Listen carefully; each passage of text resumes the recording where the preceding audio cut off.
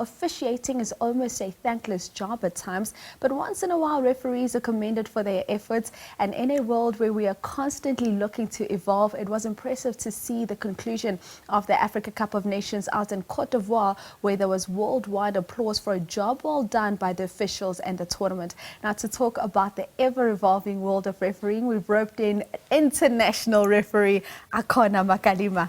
Sounds nice, ne? International referee. Good morning. Thank you so much for joining us on Morning Live this morning. Thank you so much, Lucia, for having me. Good morning.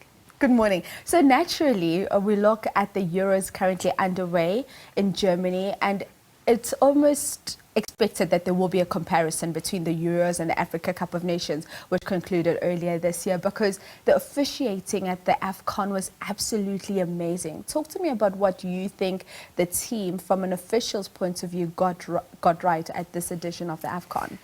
I think we just need to give credit to our instructors, CAF at large. I don't want to make a lot of comparison. Because if I do I don't want to be on the other side of football, but when they are the ones who are saying, by the way, Africa, they really implemented the VAR the way that it's supposed to be, and the standard of football in Africa has really improved.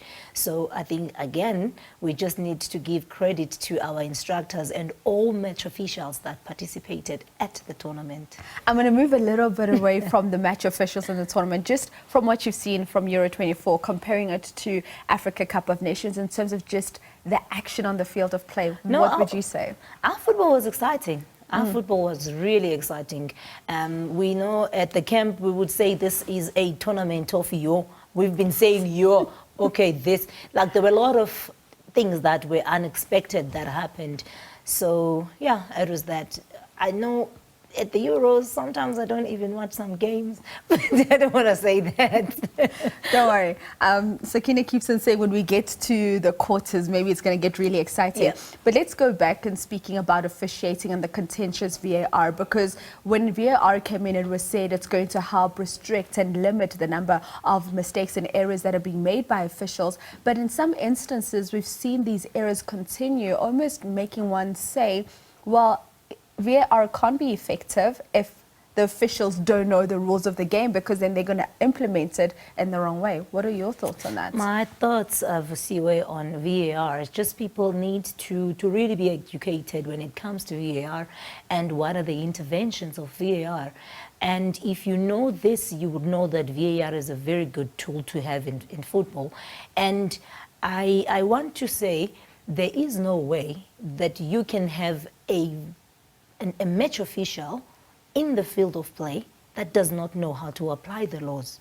And there is no way you can have a VAR that cannot know how to analyze situations using considerations with better footage and better angles and better cameras. So I feel like we still, maybe it's also our job to educate people to say, this needs to be in place for you to have this. These are the protocols. So sometimes I hear people complaining about 1, 2, 3. I'm like, and they're like, it was just a fingernail that was offside. Exactly.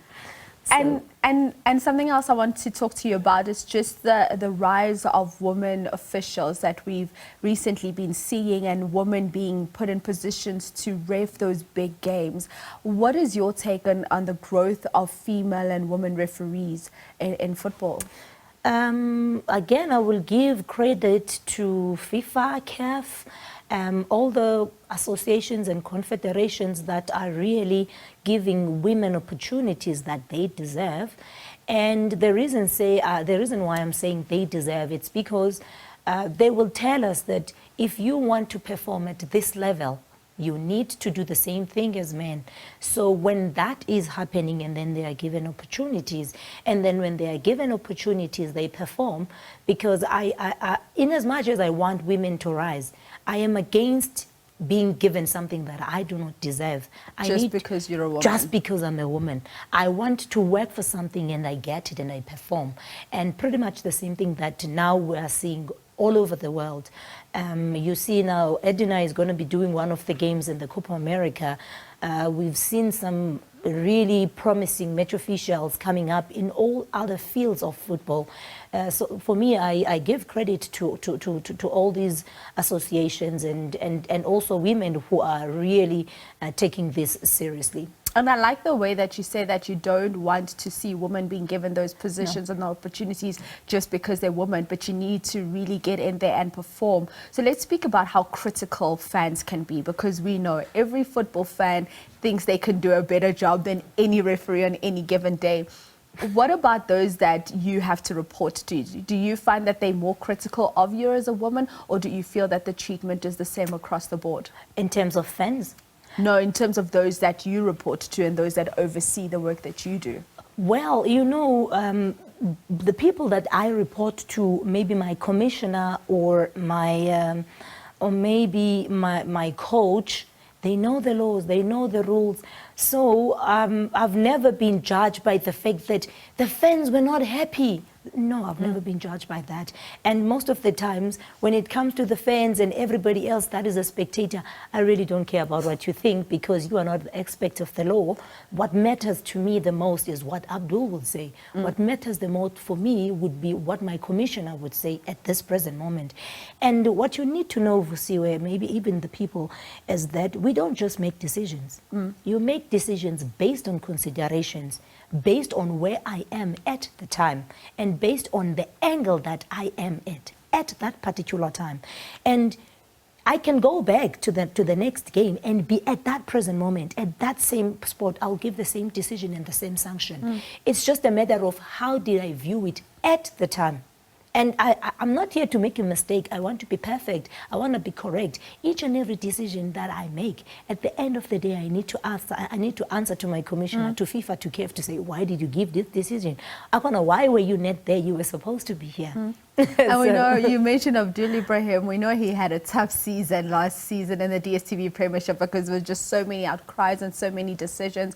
Preparing for the upcoming season, how has that been looking for you on your end? Hectic.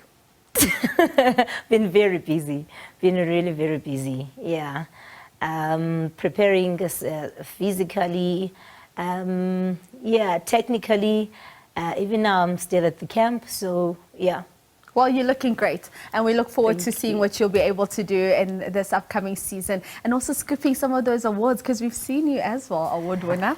Thank you, Vasiwe. I'm trying. Ladies and gentlemen, Akhona Makalima, one of the best in the game when it comes to female referees here in South Africa, but now international female referee.